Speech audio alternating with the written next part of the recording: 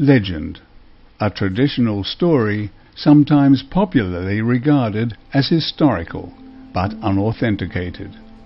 A myth. This is the legend of 9/11.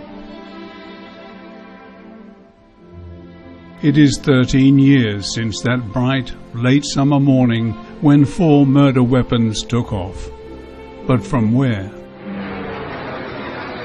2 of those murder weapons, both resembling Boeing 767 passenger planes, headed for New York, where they crashed into the Twin Towers of the World Trade Center. But we know as much about those murder weapons today as we did when they took to the skies on that dreadful September morning. 13 years on, and we still know nothing about the 9/11 planes. The third murder weapon, we were told, headed towards Washington, where it is said to have crashed into one of the most secure buildings in the world, the Pentagon.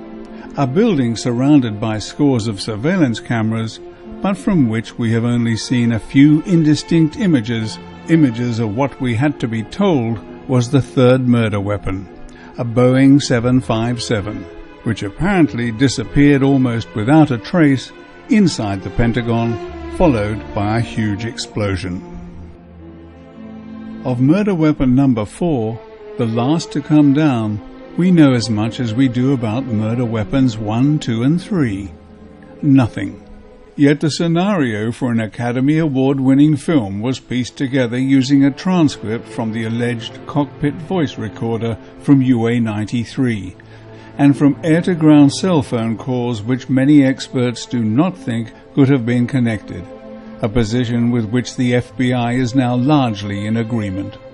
The official story is that this plane crashed in a field in Pennsylvania, but there was very little to see of it, and the debris was widely spread out, which seems to tally with eyewitness and other reports that murder weapon number 4 was shot down by Major Rick Gibney, piloting a U.S. National Air Guard F-16. But these stories soon disappeared from the mainstream media.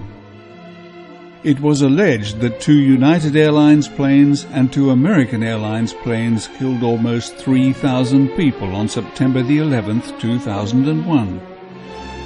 But someone decided that these murder weapons did not need to be positively identified.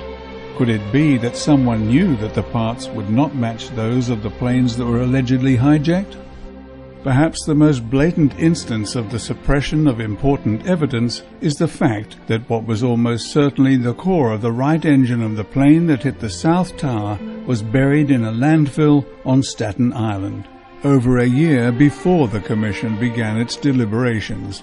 Since then, independent researchers have determined that this engine core almost certainly did not come from a United Airlines Boeing 767. This research seems to indicate that this component, called a high-pressure turbine cooling duct, is from a Pratt & Whitney JT9D7 series engine as used on the Boeing 747. Whereas this is the HPT cooling duct for the JT9D-7R4D series of engines, which are used by United Airlines on all of their Boeing 767s. But the engine found in Murray Street had this kind of cooling duct, so could not have come from a United Airlines Boeing 767. So if the South Tower plane was not UA-175, what was it? Whatever it was, I am certain that someone was waiting for it. While most cameras were pointed at the burning North Tower, someone had found these chimneys and selected a position so that a camera could be lined up to point at the sky above the Statue of Liberty. The camera position was a rooftop with limited access. As a cameraman, I am certain that the position was selected for one purpose only: to make a video record of the arrival and last few seconds of the South Tower plane's murderous journey.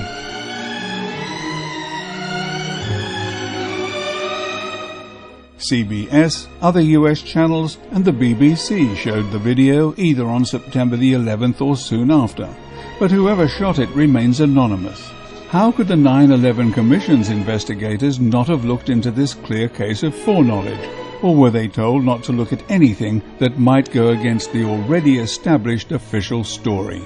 But there was other evidence that the Commission was unable to look into because it had been deliberately destroyed. An audio tape from September the 11th of air traffic controllers recalling their experiences with the alleged hijacked aircraft AA-11 and UA-175 was deliberately destroyed by a Federal Aviation Administration manager between December 2001 and February 2002. And to this day, the authorities still refuse to release the serial numbers of any of the flight data recorders, including the cockpit voice recorder, you know, the one that the award-winning movie was based on. The numerous anomalies in the official 9/11 story add up to arguably the most colossal lie ever told.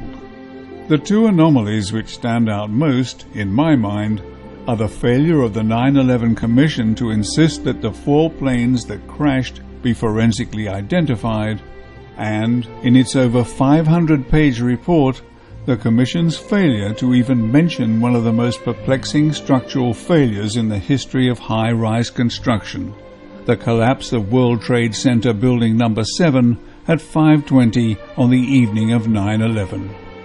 The National Institute of Standards and Technology, NIST, has wasted millions trying to convince the world that this was not a controlled demolition, but the following video proves that it must have been. Listen carefully. The voices of the camera crew tend to mask the low frequencies, but if the voices are suppressed, that was an explosion. Listen again. The myth is that a critical column on the 13th floor buckled and triggered the structural failure, but a buckling column does not sound like an explosion. The inescapable conclusion is that WTC-7 collapsed due to a controlled demolition which would have taken months to plan and prepare while it was business as usual inside the building. The Twin Towers had earlier suffered similar fates, but architects, engineers and other experts are convinced that these buildings could not have been brought down by the aircraft impacts and the fuel and office equipment fires that followed.